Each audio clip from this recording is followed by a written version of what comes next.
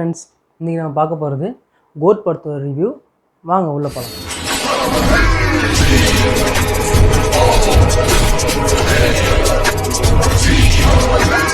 படம் நல்லா இருக்கா இல்லையா, பார்க்கலாமா பார்க்க வேணாமா, ஒரு சிம்பிளாக ஷார்ட்டாக நம்ம போட்டு முடிச்சிடலாம். வாங்க ரிவ்யூக்குள்ளே போகலாம். ஹாய் ஃப்ரெண்ட்ஸ், இப்போ கோட் படத்தோட ரிவ்யூ பார்க்க போகிறோம். இந்த படம் பார்த்தீங்கன்னா யாரை நடிச்சிருக்கா, யார் டைரக்ட் பண்ணியிருக்கா, யார் மியூசிக் பண்ணியிருக்கா, எதுவும் நம்ம சொல்ல போகிறதில்ல. ஏன்னா எல்லாருமே உங்களுக்கு தெரியும்.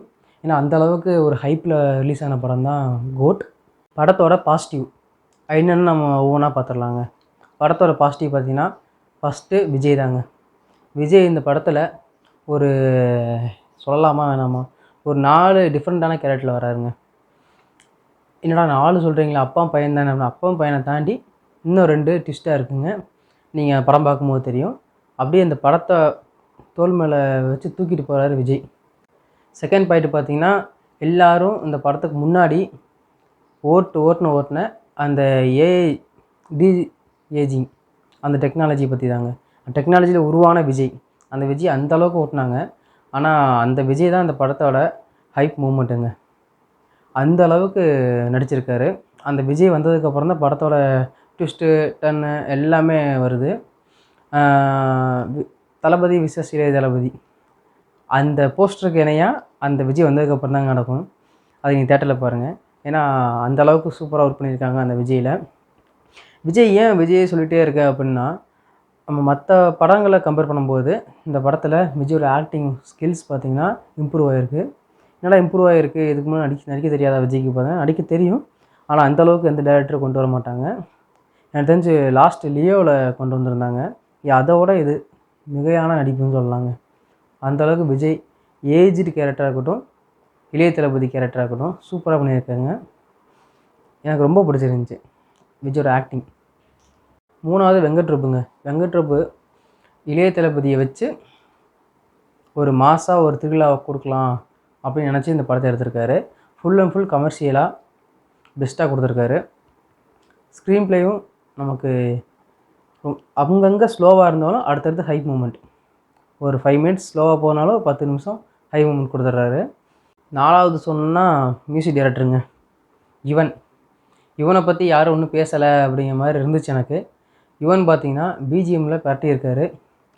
மட்டா சாங்கு செகண்ட் ஹாஃபில் மட்டை சாங் வரும், ஸ்பார்க் சாங் வரும். என்னோடய ஃபேவரட் ஸ்பார்க் சாங் அப்படி இருந்துச்சு தேட்டரில். நான் ப்ளேஸ் பண்ண இடம் பார்த்திங்கன்னா கொஞ்சம் டிஃப்ரெண்ட்டாக இருந்துச்சு. என்னடா இது இந்த இடத்துல ப்ளேஸ் பண்ணிட்டாங்களே அப்படிங்கிற மாதிரி இருந்துச்சு. ஆனால் பாட்டு தரங்க, 2 பாட்டும் வேறு லெவலில் இருந்துச்சுங்க. இப்போ படத்தோட மைனஸே எது இல்லையா அப்படின்னு கேட்டிங்கன்னா மைனஸ் இருக்குங்க. நான் இது பாசிட்டிவாக சொல்லணும். அதில் சில மைனஸ் இருக்குது. வெங்கட் பிரபு திரைக்கதையில் ஃபாஸ்ட்டாக கொண்டு போயிருந்தாலும் ஃபஸ்ட் ஹாஃப் ஒரு 1.5 மணி நேரம் போகுதுங்க. கொஞ்ச நேரத்தில் ப்ரீ இன்ட்ரோலுக்கு முன்னாடி வரும்போது எப்படா இன்ட்ரோ விடுவாங்க அந்த மாதிரி இருந்துச்சு. அப்புறம் டைம் பார்த்தோம்னா 1.5 மணி நேரம் கரெக்டாக இன்ட்ரோல் வரைக்கும் ஃபஸ்ட் ஹாஃபே போகுது. 1.5 மணி நேரம் போகுது. அதுக்கப்புறம் நம்ம மாதிரி செகண்ட் ஹாஃப் வந்து உட்காந்தோம்னா அது ஒரு 1.5 மணி நேரம் போகுது. படம் கிளைமேக்ஸில் ஒரு ஹைப் ஆகி படம் முடியும் போது திரும்பி பார்த்தோம்னா நம்ம நினச்சி பார்க்குற சீன்லாம் ரொம்ப லாங்காக இருக்க மாதிரி இருக்குது. அதுக்கு காரணம் பார்த்திங்கன்னா படத்தோட டியூரேஷன் அதிகமாக இருக்குது, சீன்ஸ் அதிகமாக இருக்குது. எனக்கு தெரிஞ்சு ஒரு 20-25 மினிட்ஸ் கட் பண்ணிங்கன்னா படம் சூப்பராக இருக்கும். செம ஒரு பேக்கேஜாக வந்து நிற்கும். அப்புறம் யுவன் சாங்ஸ் எல்லாமே நல்லா இருந்துச்சு, பிஜிஎம் நல்லா இருந்துச்சு. ஆனால் இதுக்கு முன்னாடி அவர் போட்ட பிஜிஎம்ஸ்க்கு நிகராக இல்லை, எதுவும் மைண்டில் நிற்கலை.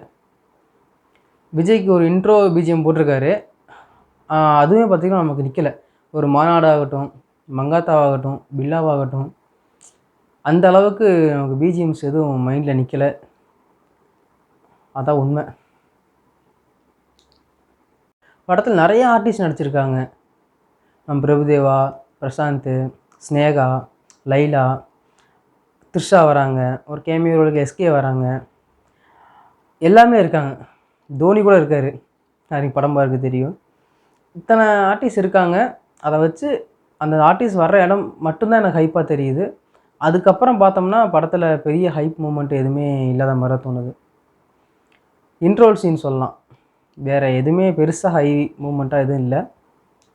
மொத்தமாக அந்த படத்தை பார்க்கலாமா வேணாமான்னு பார்த்தோம்னா ஃபேமிலி ஆடியன்ஸுக்கு ஒரு ஃபுல் பேக்கேஜ். விஜய் ஃபேன்ஸுக்கு தளபதி திருவிழா. ஏன்னா அந்தளவுக்கு ஹை மூமெண்ட் விஜய்க்கு இருக்குது. ஏன்னா அத்தனை விஜய் பரிமாணங்களை பார்க்குறாங்க. ஒரு படத்தில் ஒரு விஜய் மாசாகவே இருப்பார், கிளாஸாக இருப்பார். ஆனால் இதில் எல்லாமே கலந்து கொண்டு வந்திருக்காங்க. கோட் விஜய் கிளாஸாக இருக்கார், பையன் விஜய் மாசாக இருக்கார். கிளைமேக்ஸில் ஒரு ட்விஸ்ட்டாக ஒரு விஜய் வராரு. அவர் தான் OG, original gangster. Venkat Prabhu villain. அதை நீங்கள் கிளைமேக்ஸில் பார்ப்பீங்க. பார்ட் 2 வந்தாலும் ஆச்சரியப்படுறதுக்கு இல்லை. விஜய் ஓகே சொல்லணும், ஏன்னா அவர் தான் அரசியல் போகிறாரு. வந்தார் அப்படின்னா கோட் பார்ட் 2 உங்களுக்கு கன்ஃபார்ம். லாஸ்ட்டில் எல்லா ஃபேன்ஸுமே வந்து பார்க்கணும் அப்படிங்கிறதுக்காக ஃபுல் பேக்கேஜாக வெங்கட் பிரபு கொடுத்துருக்காரு. படத்தை நீளத்தை மட்டும் கொஞ்சம் ட்ரிம் பண்ணால் படம் வேறு லெவலில் இருக்கும். கோட் படத்துக்கு என்னோடய மார்க் பார்த்தீங்கன்னா 5க்கு 3.7 சொல்லுவேன். தேங்க்யூ. நெக்ஸ்ட் ரிவ்யூவில் பார்க்கலாம். பை. மறக்காம சர்ப்ரைஸ் பண்ணுங்க. தேங்க்யூ.